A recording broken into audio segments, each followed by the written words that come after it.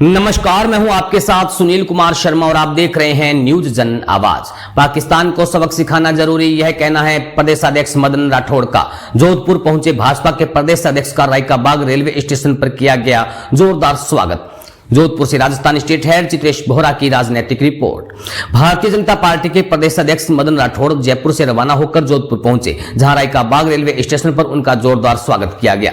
भाजपा के प्रदेश उपाध्यक्ष मुकेश दाधीच के साथ जोधपुर पहुंचे राठौड़ का स्वागत भाजपा जिला अध्यक्ष राजेंद्र पालीवाल के नेतृत्व में किया गया। इस दौरान राजसिकों के पूर्व अध्यक्ष मेघराज लोहिया, पूर्व महापौर राजेंद्र कुमार गहलोत, वरिष्ठ भाजपा नेता राजेंद्र बोराना, जगदीश धनदिया और देहात अध्यक्ष त्रिभुवन सिंह भाटी सहित अन्य कार्यकर्ता उपस्थित रहे।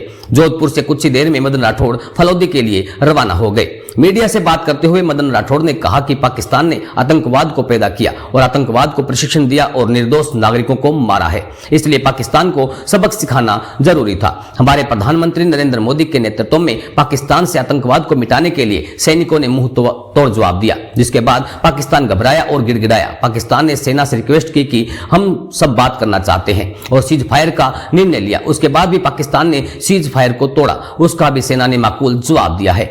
और अब हमारे नेता सीमांत क्षेत्रों में जा रहे हैं और सार संभल लेने के साथ ही चर्चा की जाएगी। आगे भी किसी प्रकार की गतिविधि हो तो किस प्रकार से सावधान रहना है, इसके बारे में चर्चा की जाएगी। वहीं प्रधानमंत्री नरेंद्र मोदी के दिए गए संदेश की या तो पानी बहेगा या खून बहेगा। इस सवाल पर उन्होंने कहा कि प्रधानमंत्री नरेंद्र मोदी ने स्पष्ट कर दिया है कि या तो खून बहेगा या फिर पानी बहेगा, क्योंकि पाकिस्तान को जाने वाला पानी हमने रोक दिया है और पाकिस्तान के लिए यह जीवन रेखा है। इसलिए पाकिस्तान को स्पष्ट संदेश दिया कि अगर पानी चाहिए तो खून रोकना पड़ेगा, अगर खून बहाओगे तो पानी नहीं मिलेगा। वहीं उन्होंने कहा कि ऐसे मौके पर कांग्रेस को पता नहीं कैसे राजनीति करनी सूझी है।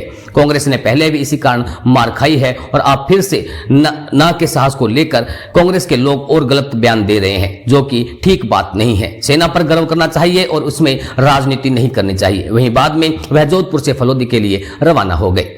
राजस्थान स्टेट हेड चित्रेश बोहरा की रिपोर्ट के साथ देखते रहिए न्यूज जन आवाज। सर, वर्तमान परिस्थितियों को लेकर क्या कहिए, किस तरीके के पाकिस्तान के हालात? देखिए, पाकिस्तान ने आतंकवाद को पैदा किया, आतंकवादियों को प्रशिक्षण दिया और निर्दोष नागरिकों की हत्या करने का जो कुकृत्य किया, उसका सबक सिखाना बहुत जरूरी है।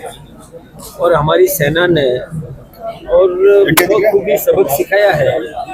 उनके आतंकवाद के केंद्रों को निस्तनाबूद किया, आतंकवादियों को धराशायी किया और एयर बेसेस को भी तोड़ा ताकि वो किसी भी प्रकार की आतंकवादी गतिविधि कर नहीं पाए। ऐसी स्थिति पैदा कर दी। फिर पाकिस्तान गिड़गिड़ाया। उसने हिंदुस्तान की सेना के अधिकारियों से रिक्वेस्ट की कि हम बात करना चाहते हैं। फिर बातचीत हुई और सीज फायर का निर्णय हुआ। हालांकि पाकिस्तान अविश्वसनीय है, ये बात बिल्कुल सही है। कई बार पाकिस्तान ने सीज फायर तोड़ा है और आतंकवादी गतिविधियां करता रहा है, लेकिन इस बार उसकी रीढ़ तोड़ दी है। पूरा अच्छी तरह से सबक सिखाया और दुनिया में भी बेनकाब हो गया। पूरा हिंदुस्तान एकजुट रहा।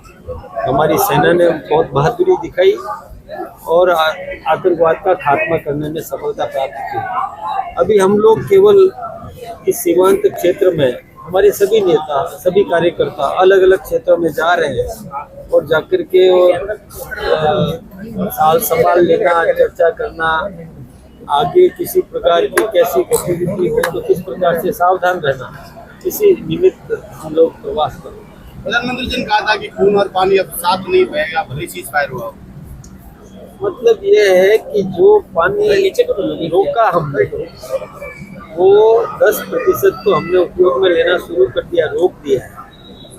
ये पाकिस्तान को अपने जीवन रेखा है, पानी चाहिए तो फिर खून नहीं बहाया जा सकता। इधर तो खून बहाए और उधर पानी की मांग करे, और जो पानी हमने रोका है ये स्थितियाँ तो घुटने टेकना, इसी आधार पर घुटने टेक देगा पाकिस्तान। तो ठीक बात है, ये अच्छा कहा है, सही निर्णय लिया। शिमला समझौता तोड़ दिया, मध्यस्थ बीच में ले लिया, तो क्या कहना चाहिए? कोई मध्यस्थ नहीं है। कांग्रेस को पता नहीं कैसे ये राजनीति करने की सूझी है। इस मौके पर इस प्रसंग पर राजनीति कतई नहीं करना चाहिए।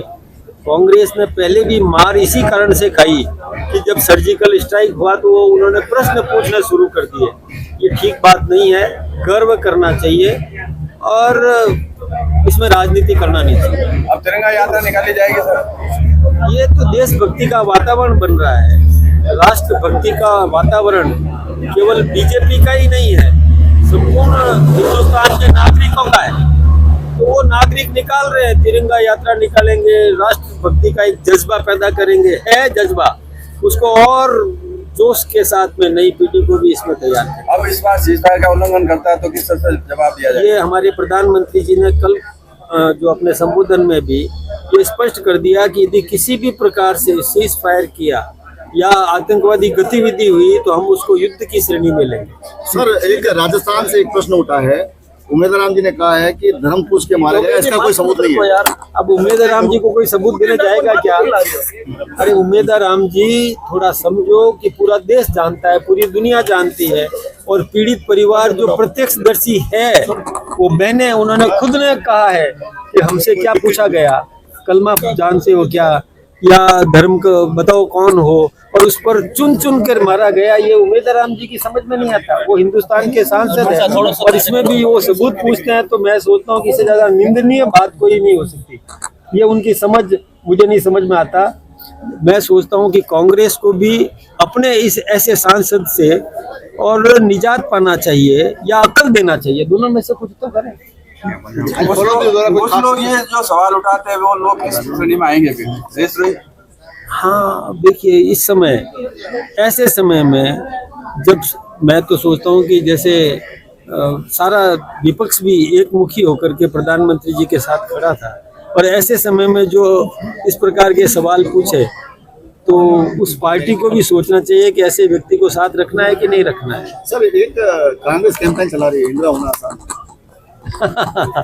अब आप देख लीजिए, मैं देखिए इंदिरा जी की बुराई नहीं करता, मैं इंदिरा जी की भी प्रशंसा करना चाहूँगा, लेकिन नरेंद्र भाई मोदी जी ने जिस प्रकार से दुनिया में भारत की प्रतिष्ठा बढ़ाई है वो सर्वविदित है, ये सारी दुनिया जानती है, लोहा मानती है। और कल का जो उनका भाषण था, एक सैनिक की तरह भाषण था।